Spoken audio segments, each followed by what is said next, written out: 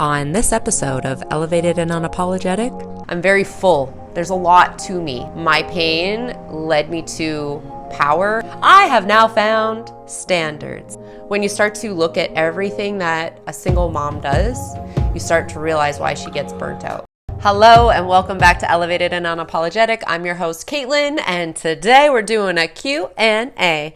I was asking over on Instagram if you guys had any burning questions for me, and you guys always come through. You always come through. If you don't follow me over on Instagram, here on Spotify, or if you're listening on YouTube, let's connect. Let's dive in deeper to who I am and the burning questions that y'all had for me. Also, I am drinking from this mug, which is also available on my website. If you want to have coffee with me, we could have coffee together. I'm drinking an eggnog latte. It's absolutely delicious. It is my favorite holiday coffee. I don't know why. I don't normally like eggnog on its own unless it has alcohol in it, but I love it in a latte form. It is so good. Go get you one, okay? I promise it's going to be delicious if you like eggnog. There were a lot of marriage proposals on here, and my answer to all of them, no, I'm sorry, but I want to be courted and I want to be properly dated, so proposing to me on Instagram is going to be a no for me. But thank you. Thanks for reaching out. I appreciate you loving me and supporting me and connecting with me. So thank you for that. But the answer is no. And then there were some more deeper hitting questions. How do you do it on days when you wake up exhausted or overwhelmed? What makes you keep going? I feel like I'm about to quit. And pushing through that exhaustion is good up until a point, right? I know what it's like to burn out. I know what it's like to be to the point where you're past the fatigue. And so I think it's really important to check in with yourself and ask yourself what you need every single day and to try and fulfill that, or at least have a plan within the next couple days to be able to fulfill that. So what is my focus? My focus is obviously my children, but we always seem to find external things to focus on. So if I'm going to speak from what keeps me going as myself, if this is coming from someone without children or outside motivation, then it is to do it for the future version of myself. The future version of me, what would she do? How would she move? How would she act? And I think about her, and then I behave in a way that's going to, number one, get me there, and number two, be someone I'm proud of. So when I'm feeling like I just don't want to today, I just feel like staying in this bed, I ask myself why. I ask myself what I need. And then I say, what would the future version of you do? Would she rest? Would she keep going? It depends on the circumstance, but I think it's really important to have self-awareness and to be able to check in with yourself. Man, this is such a great question. I love this question so much because you'll see. Was there a moment recently where you surprised yourself with how much you've grown? Yes, and I'm here to toot my own horn because I have finally found the thing. I finally found it. Do you want to know what the thing is? I need both hands for this. Standards. I have now found standards, and I love them so much because when you have standards, you do not settle for basic, mediocre bullshit anymore. And I'm speaking in the terms of dating, obviously, because I have been single for 6 years, moving into 7, and I have dated so much in the last 6 years, and I just finally found standards. And I do not entertain maybes or what ifs or the potential. If I see it, I just leave it. And I'm like, that's not for me. And I trust that what is for me will find me. And it's slowly starting to trickle into other areas of my life, like in my platonic relationships. I'll call it when I see it. I'm not taking any business deals that don't feel aligned. I'm no longer taking breadcrumbs because I feel like there's a lack mindset. I have such an abundance. I feel like there's so much overflow around me all the time now that it's like, that's not really in alignment for me, and that's okay. And I keep on trucking. And there's always new things coming to me. And I think I think this is like the biggest part of the growing and evolution that people talk about. And I could talk about it, but until you experience it, you don't know how much of a win it is. Like, I feel like I have changed. Something in my brain has just been like, and you can't go back. I can't go back. Someone wants to offer me mediocre. I'm like, no, no, thank you. No, thank you. Bye-bye. Bye-bye. Do you ever get scared that you're choosing the wrong path? And how do you talk yourself through that? Sometimes I get stuck wanting to choose something and then not making a decision. Do I ever get scared that I'm choosing the wrong path? No. No, because I think that no matter what I choose is going to be the right thing for me because I made that choice. Now, do I make choices that maybe I am like, oh, that didn't work? That, yes, of course. But I don't have that like regret, or I don't sit in which way should I go. I just make a choice. Sometimes, most of the time, it's the path less traveled, because when it looks too easy, I'm like, that's a red flag. Why is that so easy? Let's go the hard way and learn all of the things I could possibly learn along the way. And it seems to be instinctual for me to go with like the harder road. And this is more career driven. This is more goal oriented when it comes to like career, mostly career. But when it comes to relationships, I want the sunshine and butterflies. Like, I don't want to have to go down the path that's like, we got to climb through hell in order to get to where we're going, because I've been down that road. I did make that choice. And now I'm like, I like that one. I like the one that's easy. I like it. What's something small that brought you joy this week? Something for me was just taking my dog for a walk. It's interesting because I actually posted something similar about what was like a moment of like happiness for you in the week. So I like that this is like being reflected back to me. Reading my book, like that is the first thing that comes to me. I was gonna say like my kids and all the things, but like my kids always bring me joy. I know I did an audible eye roll because it's so like cliche to say that, but honestly, having that quiet moment to read my book, which is sitting right here because I absolutely am obsessed with this book. I'm almost done this book. I just love having that moment to just be able to disappear into a book, into a story, and let my mind just be enthralled with something different. It's so crazy to me that your brain works this way. So I really love that. That brought me so much joy. Also cooking for myself. I really wanted salmon and I made myself salmon. Like, it's just the littlest things, right? I'm like eating the salmon. I'm like, damn, you're such a good cook. Such a good cook. Is there a part of your healing journey that you still struggle with even now? If I continue on this path of healing, I'm worried that I will eventually get to where I'm going and the healing will stop. Well, the healing will never stop. The healing will always be something, because once you're aware, you're just always growing. And I feel like healing and growing are kind of like molded into one for me now. I don't feel like I'm necessarily healing, but I do feel like I'm always growing and evolving and becoming new and different and just expansion. Like, I feel like I just expand so much, and I love that for myself. What do I struggle with? Well, dating has not been successful, but I don't think I struggle in dating. I think I'm still learning who I am in dating. I'm still learning. This is why I've been so present in dating. This is why I've been so adamant about going on dates and meeting people, because I'm still learning about who I am and what I want. And dating can be reflective, and it can be mirrored back to you what you want, what you don't want, what you're going to take, what you're not going to take. And so me dating has been a struggle, but it's also been a gift. You know, as I'm saying that, I'm feeling like there's going to be a lot of judgment as I'm putting this out into the world. And I don't hold that judgment, but I feel it because I think there's some self-judgment that happens when I talk about dating. I feel like sometimes I feel like I'm the problem. Sometimes I feel like I am hard to love.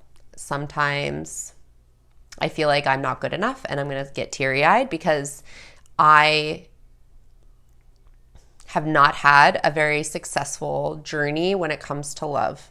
I love myself, I love others, but when it's coming to people actually being able to love me, it has not been met. So when you're faced with this, when this is not something that comes to you, you start to internalize that as something is wrong with you. And that healing work has to come from me, obviously. Someone can't come in and be like, no, you're so worthy of all the delicious love that I have. Here, take it. I have to do that work and be able to sit and receive. And I think that's been a really hard part for me to draw in the partner that I desire. So to wrap up this long-winded, emotional, vulnerable statement, dating for me has been hard. That has been my struggle. But I've learned so much about myself, and I know that I'm easy to love. I know that the person that's meant for me is going to have so much to offer, and I'm going to be able to be in a place where I can receive because I've been working so hard on being able to receive. So as I'm moving through this and as I'm giving this a lot of effort and energy, I'm also seeing it being changed and transformed into something new. And hopefully, while I'm in this stage of cocooning, as I emerge into this beautiful butterfly, there will be someone out there waiting for me to appreciate it. You know what I mean? That was really weird. That came out really strange, but I said what I said and it was meant to be. So we're moving on from that. What is the hardest part? Man, I feel really emotional. My period has to be coming. What is the hardest part about being a single mom that people don't see online? I feel like I'm so hidden in this singleness of being a mom and I have no one to talk to or help me. Girl, I feel you. I feel you 100% because it is so labor intensive being a single parent, because I'm just going to assume that you are playing both roles, the mom and the dad, because the father's probably not present based on what you said. I know what that weight feels like where you're carrying the father and the mother role. And I will say I have a co-parent. There is someone who takes my children. He's just absent. And what I mean by that is he does not carry the emotional weight of raising emotionally intelligent human beings. He's not fully present in who he is and what it means to be a father. He's physically present. They have this like human standing in front of them, but he does not offer the depth and the intimacy and the connection that children need. And so with that lacking, I pick up that slack. So I'm playing both roles in that way. And I'm not a male, so I don't know exactly how to show up in that way, but I do the best that I can. Like, I know that children need like physical play. And for me, I love physical play, but it's definitely not to the extent that maybe like my male, partner, if I had one, would be able to give my children, or being a coach and coaching them in sports. I wouldn't be able to offer that, because I'm just not, number one, I'm not very interested. Number two, I'm clumsy and I probably wouldn't be able to do a very good job. So I feel like sometimes the male role model that my children need and crave is lacking in their life. I try the best that I can to stand up to that. I think that invisible part of it is so hard. Like, I carry all this weight, right? I am the Uber driver, the cook, the life manager. I manage all of their schedules, and I manage money and the house and my businesses and myself and my healing and my growth and my dating and my friendships. And when you start to look at everything that a single mom does, you start to realize why she gets burnt out. When you see how much a single mom does, a good single mom, you see why she is still single. Because there's no fucking way that I will allow a man to come into this. I look around because my whole home has a pulse and a heartbeat, and it's mine. I will never allow a man in here if he is not the man for me and my children. Because I've worked so hard to get here. Why the fuck would I allow someone else into my life if they are not worthy of it? You know what I'm saying? So the hardest part about being a single mom is the hidden behind the scenes labor and emotional toll it takes on us. Everything we have to juggle, everything we have to manage. So if you're a single parent, I have another podcast coming out about being a single parent and like what it's like being around the holidays. I think it's going to talk to a lot of different people. If you're single at all, I think it's going to like resonate, but not easy. What's something you wish people understood about you beyond what we see in your content? Been a fan for a long time. I think that you're great, but sometimes you just want the full picture. Well, thank you for following me and being a part of this journey. I've been online for a very long time. I've kind of shared about my journey online before. I was, my first online presence was when my daughter passed away, and I shared my grief story and the process of having another baby and what that was like. And then I took a break, and then my divorce happened, and I was like full-fledged back online. And I've really enjoyed being vulnerable and sharing my pain in order to help people. My pain led me to power, and I want to empower other people to also get there. Hence why I am now a life coach.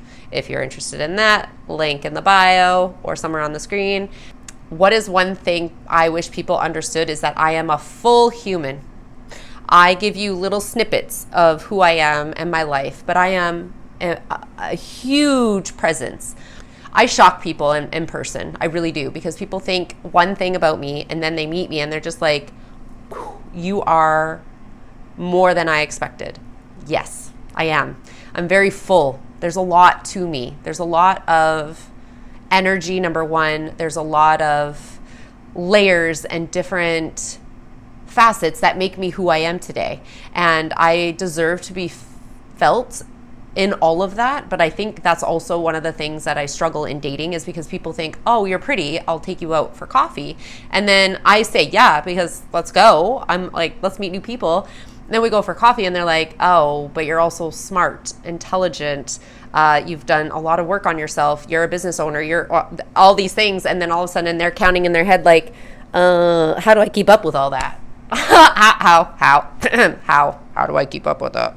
So I wish people would be able to gather enough information based on my content of me being a lot and fun and just like, I love life, and I want to give that as much as I can on the internet. And I'm always telling you, go outside, take care of yourself, drink your water, eat really good food, laugh, like just enjoy life, be present in your life, because this is all you have.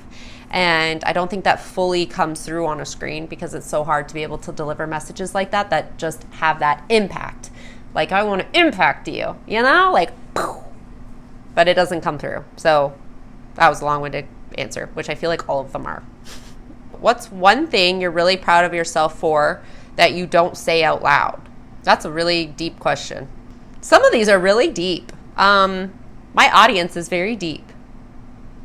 Y'all, I love this. I love that, like, I'm in alignment with so many like healing and empowered people. This is great.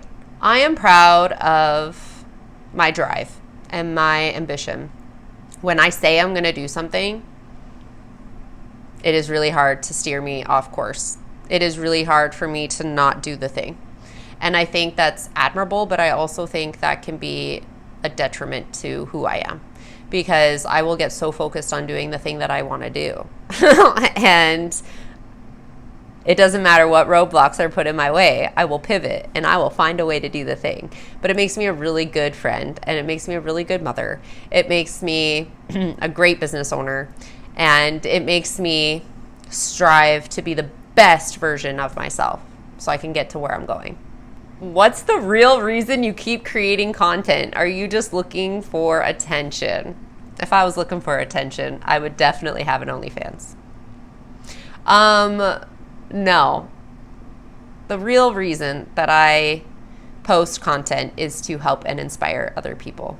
I want people to genuinely feel me coming through the screen, and I try so hard to look at the camera and to talk to you, because I really feel like I am talking to someone out there. Someone out there right now, as you're listening to this, their ears are buzzing and they're feeling it in their heart, their body. If you're watching this, you're seeing like a connection of some sort. I want that. I literally come on here with that intention of connecting with you.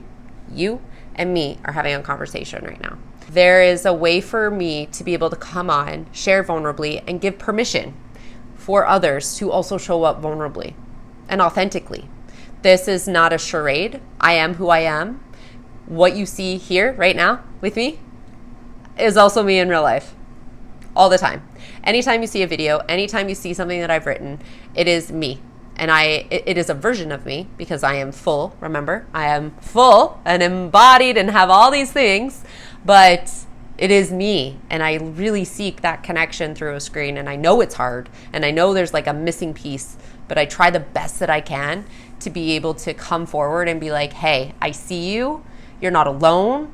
And this is what I've gone through. So if you've ever experienced something like this, same. So while it might seem like I get attention, I hope that the attention that I'm seeking or that I'm getting is because I have shown up as the best version of myself or the most authentic, vulnerable version of myself. Not because I'm just a pretty face sitting on the internet. You know what I mean? I mean, if that was the cause or if that was the case, a lot of people would just swipe away as soon as I open my mouth because then they'd be like, oh, she's not going to shake her little booty online.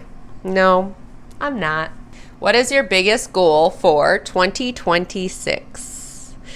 Ooh, to drive more meaningful connections, to have in-person connections, but also coaching people. I really want to help people, and I feel like one-on-one coaching is the best way for me to offer you all of me in a way that is helpful to you, if that makes any sense. I love life coaching. That love is like, it brings me so much joy to be able to sit with someone, see who they are underneath the pain, underneath what they've been through, and see who they are and to guide them to where they're meant to be. Now, I don't know what that is because it kind of unfolds as we go through the coaching process, but when people have these aha moments, when people leave a call and they've cried and we've laughed and we've had these like breakthroughs, it fulfills my soul. Helping people fulfills my soul, and I do it naturally. If you are a friend of mine and you're watching and listening to this, you're like, I can attest to that. I am naturally really, really good at helping people. I love it. And it is something that I will never stop doing, no matter if I'm famous, world-renowned, or I live in a quiet little cottage on the outskirts of town. I will always help people. I will always be of service because I find that so fulfilling for me. So my goal for 2026 is to drive more connection, to bring in more meaningful connections that help me grow, but to also help those grow, the others around me. Well, that brings us to the end of this podcast. I want to thank you guys so much for joining me. Make sure that you subscribe, like, comment, follow, send to a friend. Send to a friend, because I think this is something I shared a lot. I think there's some things in here that would resonate with a lot of different people. So please share this with someone. And let's move into 2026 with an open heart. Let us be, it's the year of the horse. Let us be prepared to ride off into the sunrise. I was going to say sunset, but that's when things are going down. We are about to rise into a whole new level. So let's rise together. Let's rise. Let's go for it. Dream big. Have an open heart, an open mind, and choose kindness every single time. Every single time. Lead with the love. Lead with the kindness. I love you so much. Bye.